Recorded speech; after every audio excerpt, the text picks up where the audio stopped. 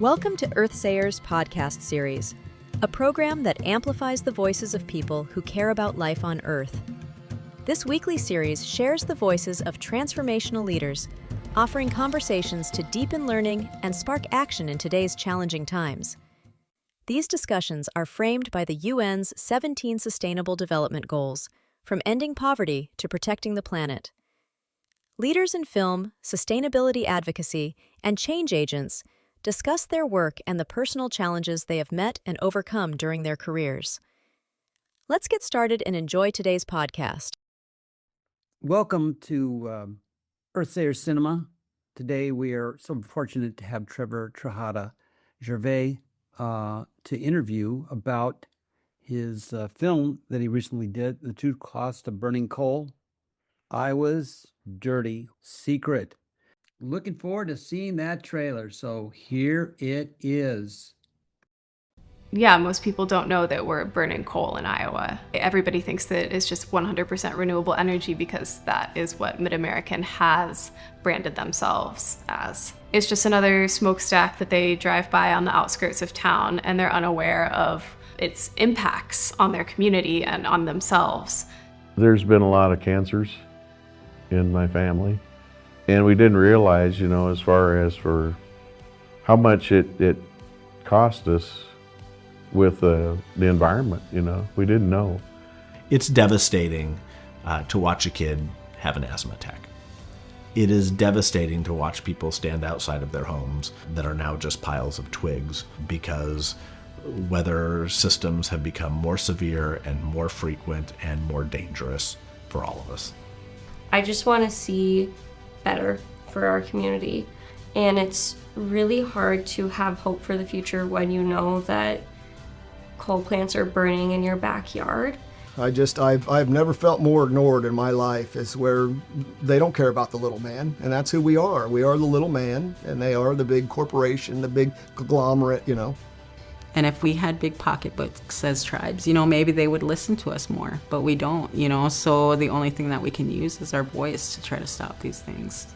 Please switch away from the coal plants. I enjoy breathing. I don't want to die from chronic obstructive pulmonary disease. I know what gasping for breath is. Transition sooner, because people do actually suffer due to the coal plants. I think it's important to get involved because we have to. If you want a livable future, we have to change the way that we're doing things. And that's not going to happen unless we make them. We have to make that change.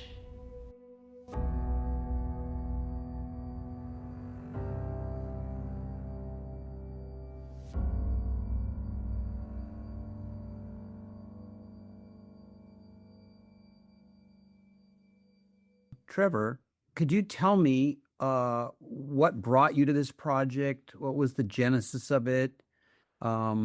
Obviously, it's needed, but what called you? Why did you step up to the plate for this one?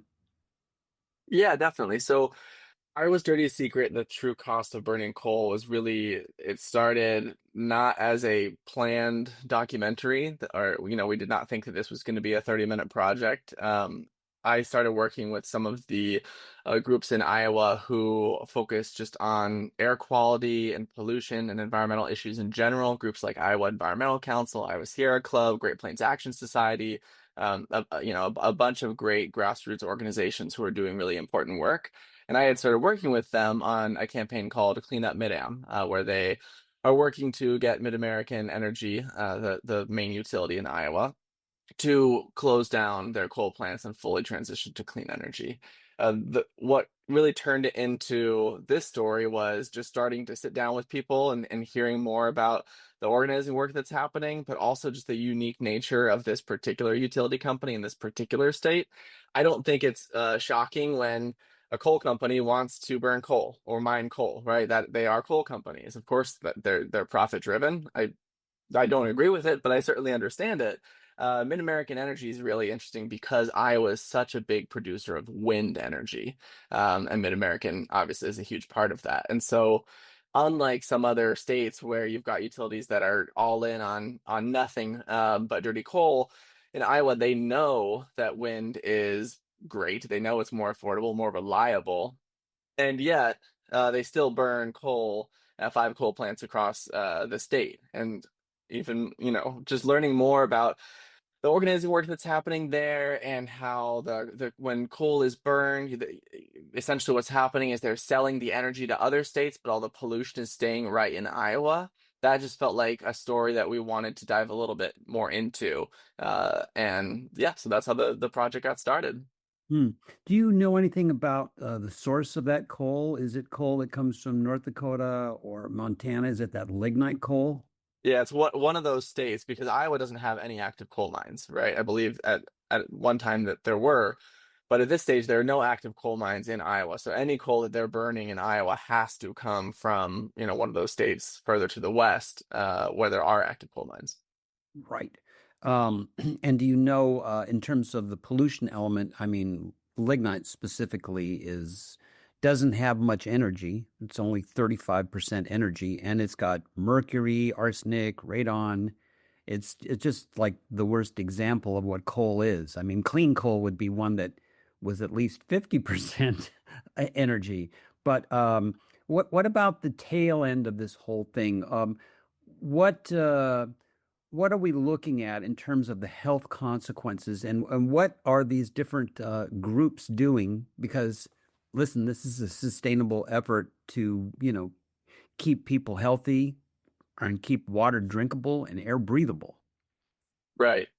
Yeah, the health impacts are really overwhelming, frankly. I think in the interviews that we conducted for this project, it's one thing to hear the numbers, right?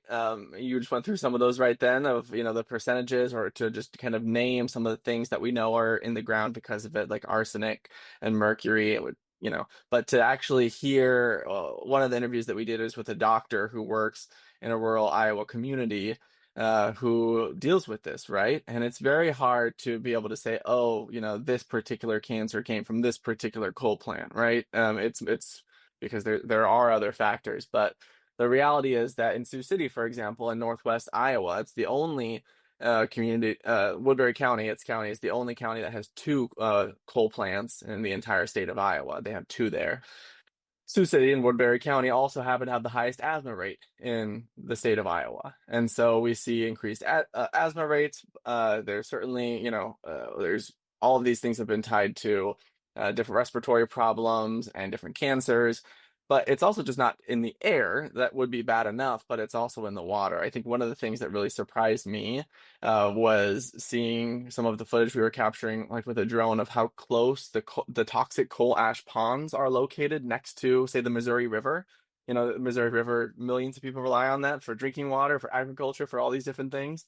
Uh, and it is extremely close. And this is an area that, just in the last year or two experienced severe flooding, right? And so there aren't really nearly enough, in my opinion, protections out there for people. And so you will see stuff like mercury can leak, and there is no safe amount of mercury to have inside of your body, certainly not for pregnant mothers and for young children. And so it's just the impacts are really far reaching across the state of Iowa.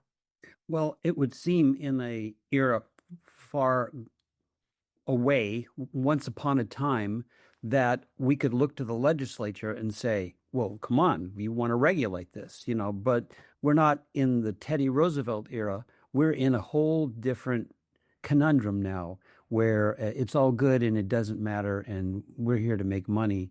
And if you want power, just turn it on and don't ask questions. So what can be done if we can't look to the legislature? Where do you see the movement, the change, the opportunities to be able to push past dirty coal, or at least mitigate the effects of the coal ash and other pollutants that go into drinking water?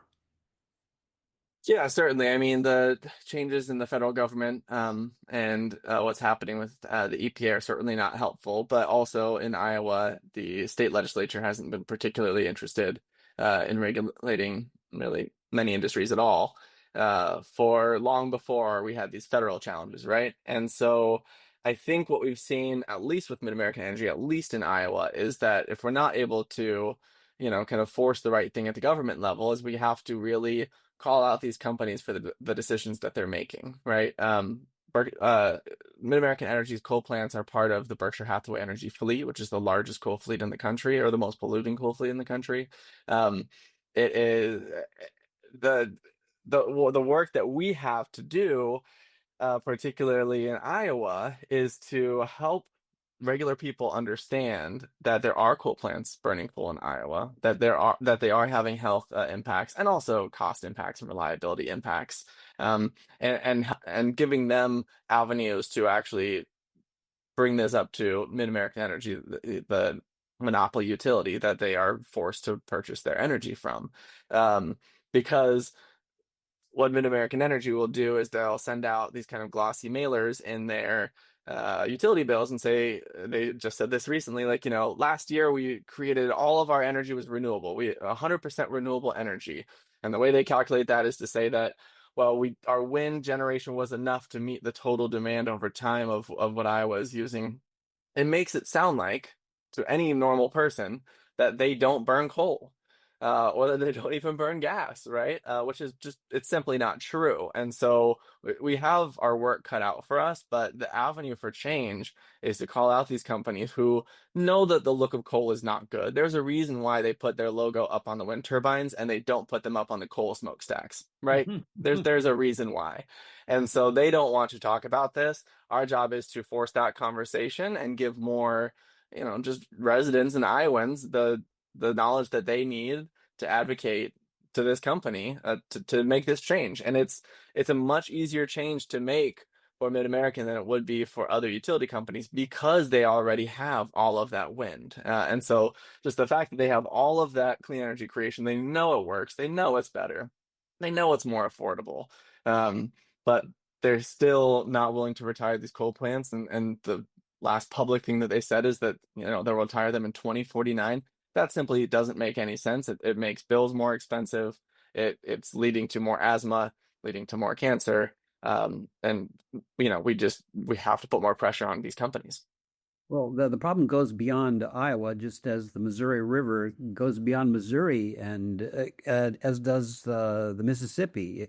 Once these things go into the river, the problem is downstream, and is it now out of sight, out of mind? But it's beyond Iowa, actually. Berkshire Hathaway, I didn't know. I was kind of surprised because they have a pretty squeaky clean reputation. They seem like they have a reasonable leader. That it's in Nevada, Utah, Wyoming, Nebraska, and Iowa. And they are the dirtiest coal plants in the U.S., and it all comes down to not wanting to put scrubbers in. And so they did a cost analysis, and what they did was they so dramatically overestimated the cost of putting the scrubbers in. It's like, oh, we can't afford that. Well, that's because they jacked the numbers up. In fact, if they had to, they would, and they wouldn't go out of business. They would be fine.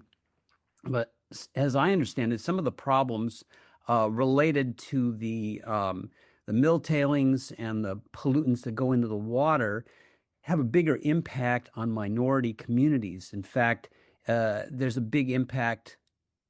I'm not sure if it's from the coal plant in Iowa, but there's one in Nebraska that has a big impact on North Omaha, where there's a significant Black population.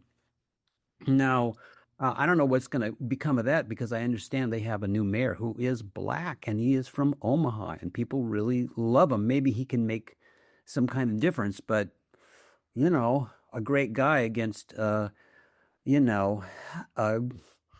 gargantuan, corporation with billions in assets, it's pretty tough. And then I guess the other point is that the Winnebago tribe, which are they in Nebraska? Are they in? They are in Nebraska, yeah.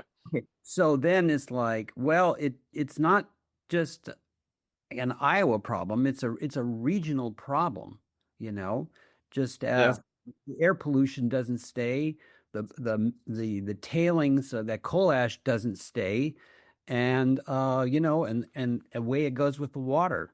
So this turns into a bigger problem. So I don't know what the people that you interviewed before are thinking in terms of just keep trying to hammer on Berkshire Hathaway or legislate, or where's the sustainability in terms of the movement to be able to redress some of these problems? Yeah, and I think the answer is all of the above, because at this point there are so many different levers that we need to pull. There's the corporate accountability, which is a big piece of this with MidAmerican Energy itself, but also with Berkshire Hathaway Energy, as you said, regionally and kind of across the country.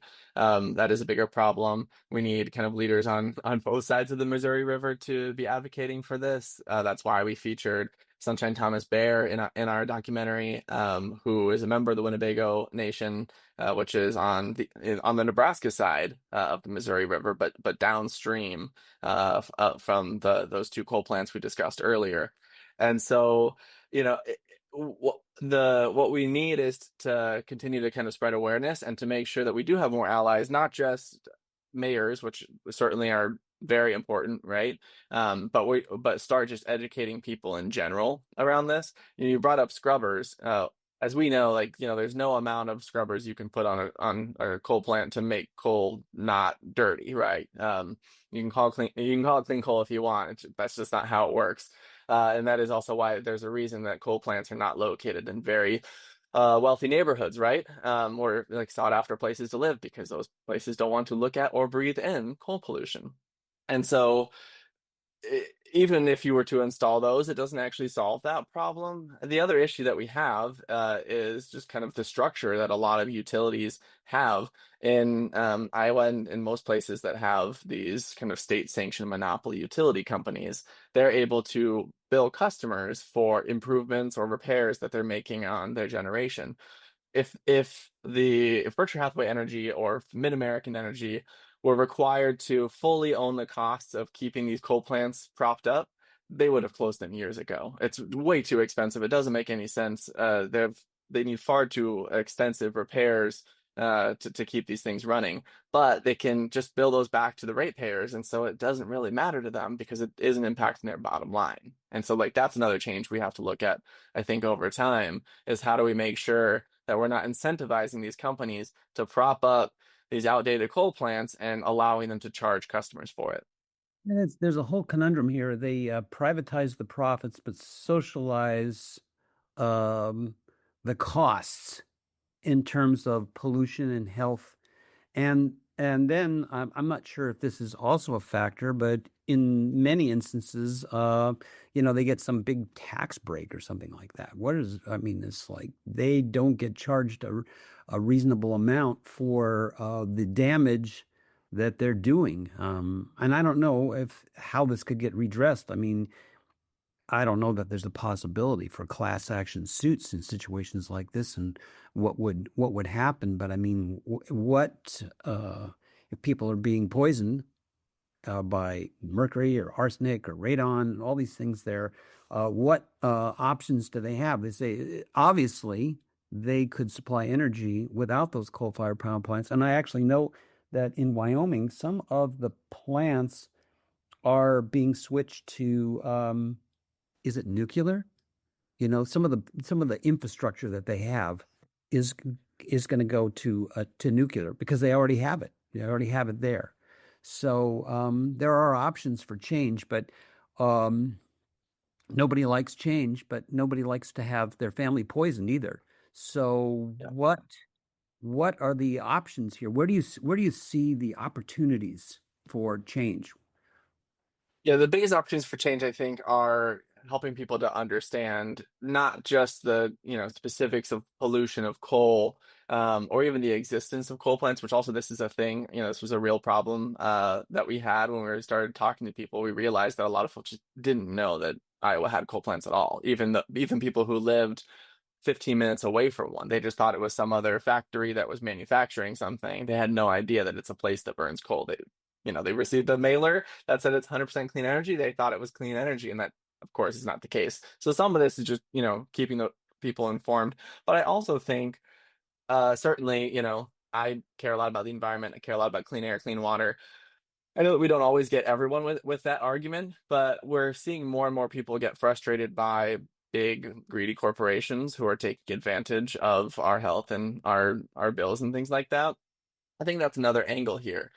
These monopoly utilities get this guaranteed rate of return where, it depends on the utility, but let's say 9 or 10%, let's say that is their guaranteed rate of return. No matter what, that's the money that they get to make.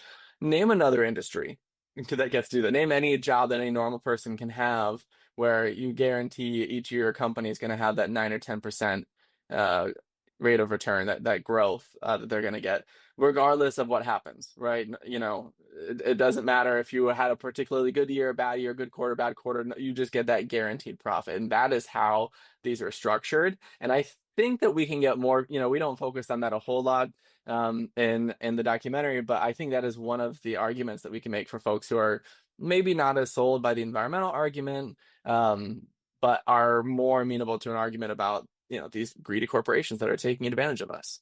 Yeah, I think it's a really great case for corporate welfare. It really is. I mean, Yep. they're taking advantage of every situation. They're having lobbyists write the legislation, and then they line the pockets of the people that will vote the way that they want to vote, and they say it's good for business. It's like, well, not if you're drinking poisoned water. I mean, what business is it of the legislature to determine how much poison people that they don't even know can take on in their life, and then the tail end consequences of cancer, asthma, heart disease, diabetes, everything related to it, because mercury, it's a poison. Yep. Exactly. And no one can argue otherwise. Well, and there are these profits, but those profits aren't going to these communities, right? That's the other piece of this.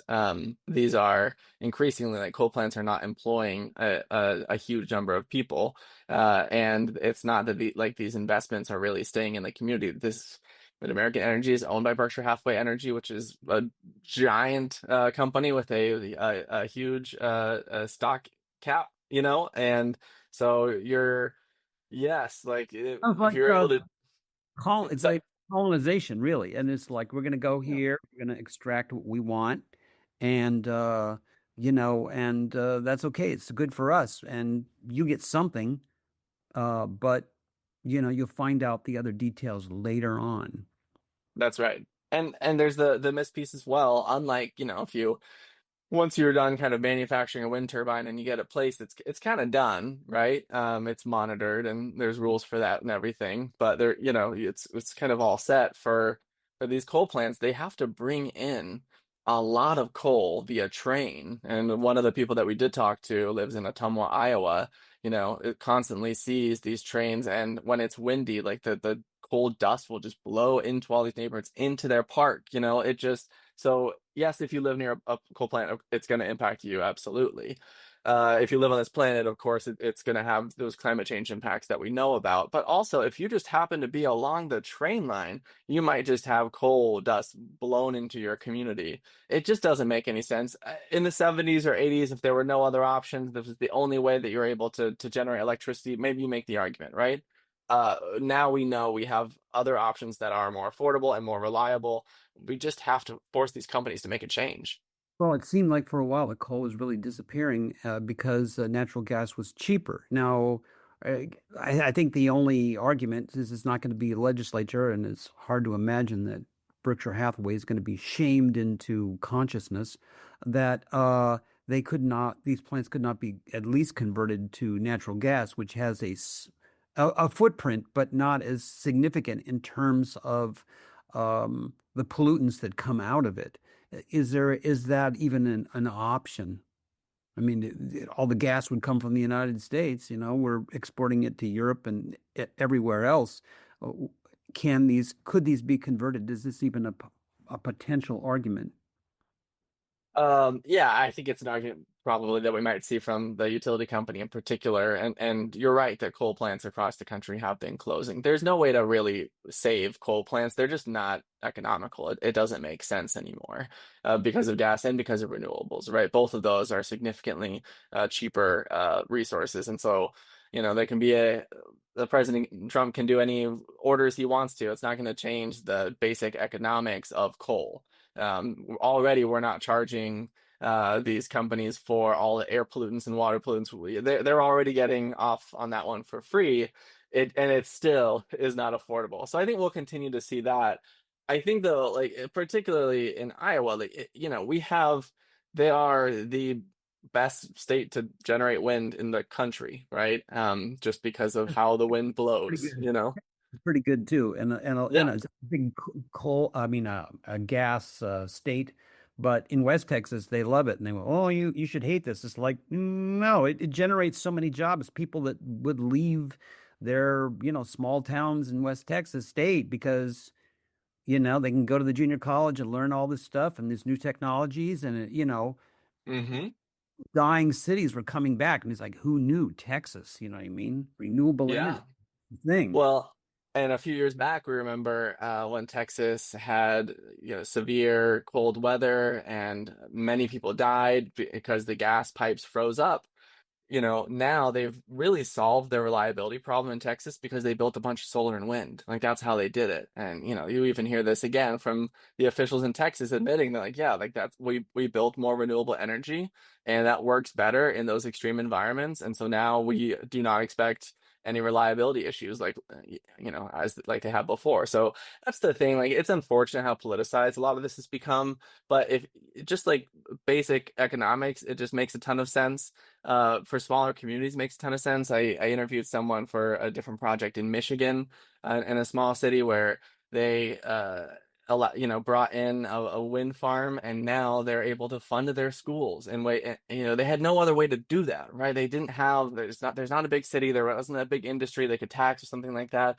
They brought in these wind turbines. Not only do they now have good access to all of this electricity and good kind of reliable infrastructure built there, but they have property taxes to fund their schools and their roads. So there's a million reasons to do this, and the only reasons not to are to protect the profits of these companies. Yeah, driving your car while looking in the rearview mirror is not a good prescription for the future. Right. So, when this film came out, how was it accepted? Where was it seen? And what was the feedback and what was the follow through? Did it have the impact that you had been looking for? Yeah, I think it started to, but we're still rolling it out. We had the premiere back at the end of April, where we went to the Varsity Theater in Des Moines, Iowa. It's a 225 seat theater, which when the local groups there recommended that theater, I was like, oh, that's a lot of people. Like that's a big theater. We should do a smaller theater just to make sure we get the turnout that we want. They wanted to do the 225 seat theater and it sold out, right? We ran out of tickets. And so that was really great just, to have that experience. We had a panel there with multiple people who were actually featured in the documentary to talk more about it.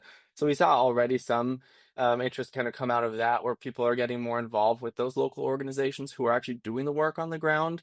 A month later, we did a Sioux City screening and kind of had their own premiere up in Sioux City, which also went really well. I think we're expecting 30 people. We had over 50 people. Like, we ran out of chairs. It was a similar situation.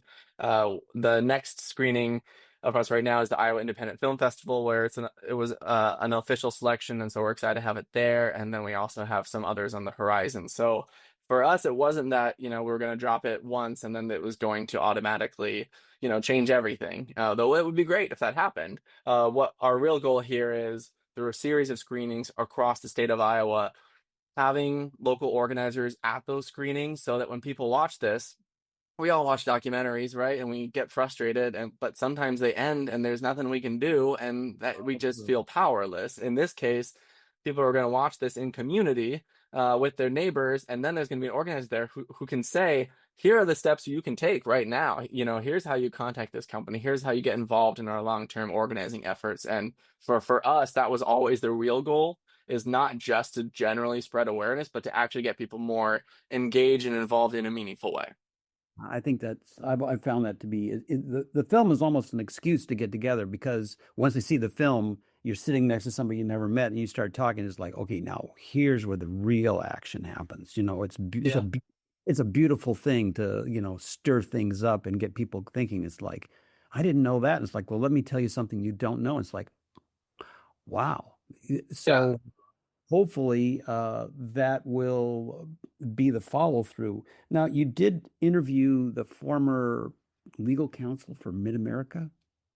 Yeah. So I can't remember what his exact title was, but he previously worked at MidAmerican Energy and has since kind of switched over and works with the Iowa Environmental Council, Steve Geyer. And so it was interesting throughout the documentary to hear a little bit more of his perspective of being on the inside, and also just being able to speak really candidly about, because to you and me, we might say, well, why would this doesn't make any sense? Why would the company choose to do this? And he can just kind of lay it out and say like, oh, because of money. Like it was one way was cheaper. It was cheaper to, not actually care about the pollution in a meaningful way. And so that's what they did. He would be an interesting person to do a follow up with too. That Yeah, is he's that, great. that's really great. So, are your films going to be available more widely? Can people see it on PBS, or do you have a Kinema account, or do you have some other way that somebody sees this and says, well, I want to see that film?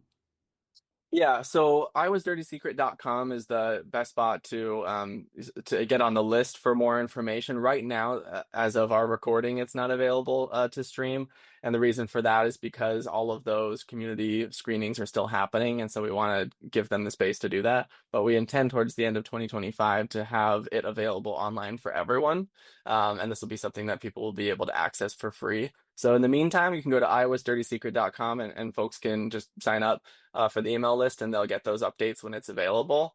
And for folks who are in or near Iowa, certainly there are screenings that you can find more information about on that website or on our email list. Or for folks in other places who want to host their own screening, we're also providing this to anybody who wants to host a community screening. There's no cost. There's nothing like that. We're not trying to license it or anything.